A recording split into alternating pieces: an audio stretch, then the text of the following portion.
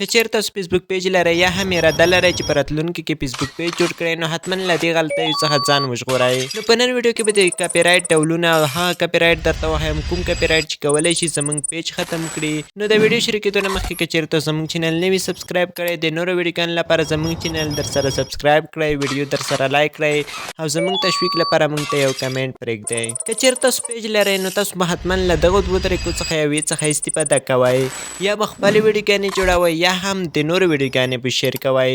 نو که چېرې خپلې ویډیوګانې جوړوئ نو په خپلو ویډیوګانو کې هم ځینې داسې کلیپونه که چېرې واچوئ یا هم داسې اډیو واچوئ چې هغه کاپی رایټ وي نو تاسو ته به کاپی رایټ درکوي چې دا هم کولی شي چې ستاسو پیج ختم کړي. که چېرې د نورو ویډیوګانې شیر کوئ نو دا هم ډېر لوی امکان لري چې ستاسو پیج ختم کړي. نو کاپی رایټ چې دی 5 ډوله کاپی رایټ موږ لرو چې میوزیک کاپی رایټ دی چې دغه تر ټولو خطرناک کاپی رایټ دی چې دغه کولی شي ستاسو پیج هم ختم کړي او ستاسو هغه ویډیو چې پیج باندې مو شیر کړی وي هغه هم له منځه وړلی شي.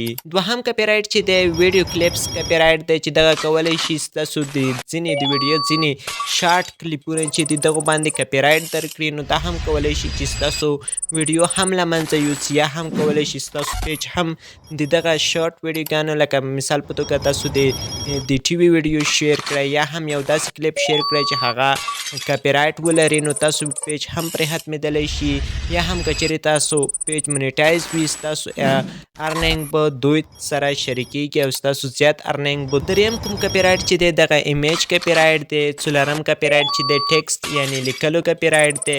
پنځم کوم کاپی رایټ چې دی دا د لوګو کاپی رایټ دی. که چېرې موږ د یو داسې بزنس پیج لوګو راواخلو چې هغه کاپی رایټ ولري نو په دې باندې هم موږ ته کاپی رایټ راکوي. اوس په دې 5 کاپی رایټو کې چې کوم کاپی رایټ زیات خطرناک دی چې زموږ پیج له منځه وړي. 3 کاپی رایټ ډېر خطرناک دی چې کولی شي ستاسو پیج له منځه یوسي. لومړی میوزیک او ویډیو دغه کولی شي چې ستاسو پیج له منځه یوسي چې دغه باندې فیسبوک هم ډېره څارنه کوي او دغه ډېر ژر ستاسو له پیج څخه حذفوي یا هم ستاسو پیج ته وارنینګ درکوي. دوهم چې د برانډ یا د لوګو کارول دا هم کولی شي چې ستاسو پیج له منځه یوسي یا هم په تاسو باندې فیسبوک ریسټرکشن ولګوي یا هم ستاسو اکاونټ ډاون کړي تر څو ستاسو اکاونټ زیاتو کسانو ته ونه ښودل شي نو دا کولی شي ستاسو پیج له وایرل څخه ډاون کړي. په دریم ډول کې د فیسبوک پالیسۍ څخه سرغړونه یعنې مطلب که چېرې تاسو په خپل پیج باندې بیا کاپی رایټ ویډیوګانې شیر کوئ نو دغه ستاسو پیج ډاون کوي یا هم تاسو باندې ریسټرکشن لګوي یا هم ستاسو پیج له منځه وړي.